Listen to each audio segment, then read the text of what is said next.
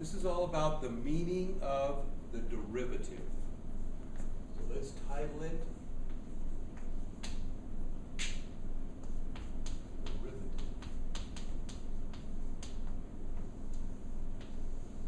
Now, let's look at the general mathematical model.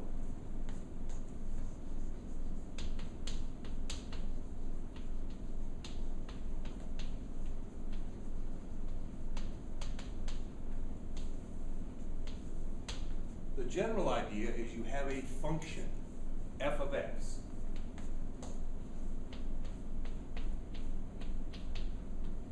A function of x. So for example, today we're actually going to look at water flowing into a beaker. Okay? F prime of x. Derivative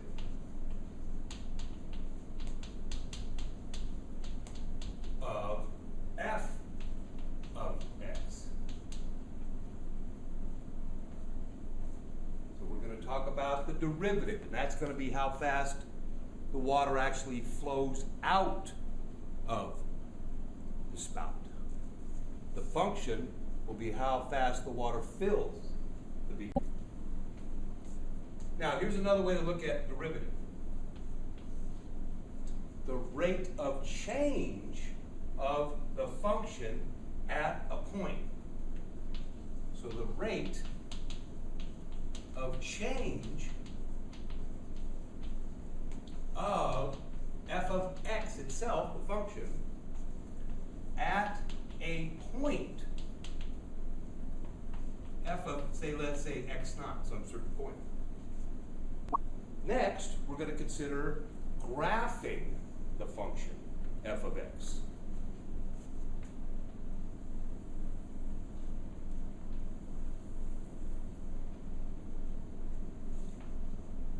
F of x, a function of x. Now we're going to do a general function would look like this. Something like that maybe. Nice curve. Now this is mapping the function f of x, and it's obviously changing as you move across an x. So the independent variable is telling us what the dependent variable is going to be. Now what the derivative is, it's the rate of change of f of x. So in other words, it's also the slope of the tangent line. So let's just pick a point. Let's say that's the tangent line to right there at that point. Let's call that point x naught. Let's call another point here x. Let's say the value of f of x right here is f of x naught. And then the value right here is at f of x. Now, if we want to find the slope of this tangent line, we know it's rise over run. Now, if it's an easy one, like a nice straight line, easy to find, take the rise over the run. Now, our problem is this is a curve, and we're not really sure where that tangent line is. So we use the method of calculus to determine that, where that tangent line is. And it basically says, so the slope of the tangent line is also the derivative of f of x. There's our number 2. So now this is the method we use to find it.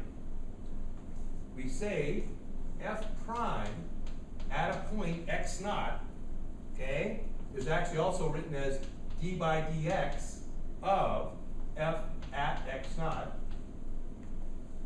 is actually the limiting of taking and making a smaller and smaller triangle, scooting x over, and we take the limit as x goes to x naught of f of x naught minus f of x divided by x naught minus x. So we need to use this derivative when the slope's kind of on a curve. Pretty hard to find that, huh? Now, what we're going to do is we're actually going to do a real example. And here is our real example. All right, now this is our mathematical general model. Now we're going to do a real example. We've got a reservoir of water here with a hose attached, a spigot, and a valve that we can vary the way the water flows into the beaker. We can open it up real full blast, or we can start slowing it down and barely trickle out of there. Okay? So this is going to be our example. Now, what we want this to actually apply to in the real world is the drought. We all know we have a big problem with the drought right now. So anyway, can you imagine farmers, they're out in the field, and they actually have to water their crops very efficiently, right? So sure enough, it depends on the weather, the wind, the runoff. So they might have to vary how they flow the water into the field, but they still need to know what the total amount of water there is in the field. Now we're going to look at a real life example, right? We're actually going to look at water flowing out of our reservoir, through our hose, through our spigot, where we can control the flow rate, which will also tell us how much is going into the beaker.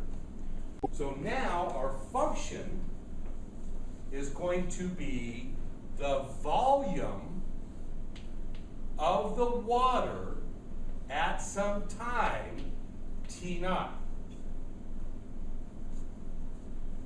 The derivative now will actually be v prime of the water at t0.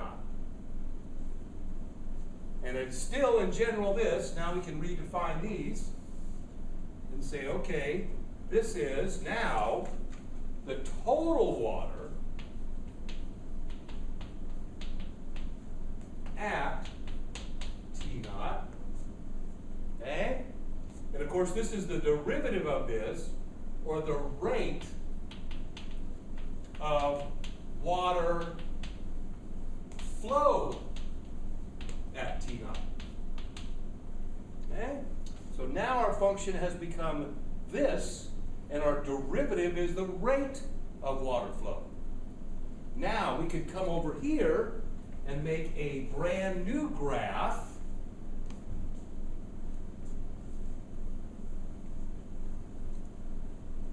And so this is where we're going to actually collect our data. So we're going to set up a data table. There's going to be time in this column in seconds, and volume in this column in milliliters. And we're going to go in 5-second increments.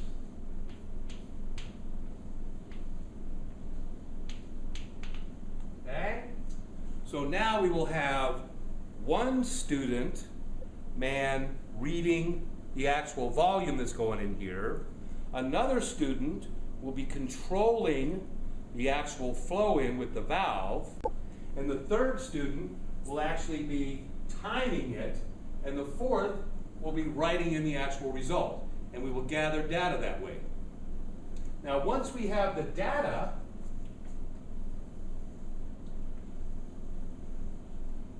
we're going to plot the volume in milliliters versus the time in seconds. And we're going to do it such that we start off with a full flow, and then we're going to back it off. So our data is going to look something like this. And what it tells us is our flow rate is changing, remembering our flow rate is the derivative or the slope of the actual function.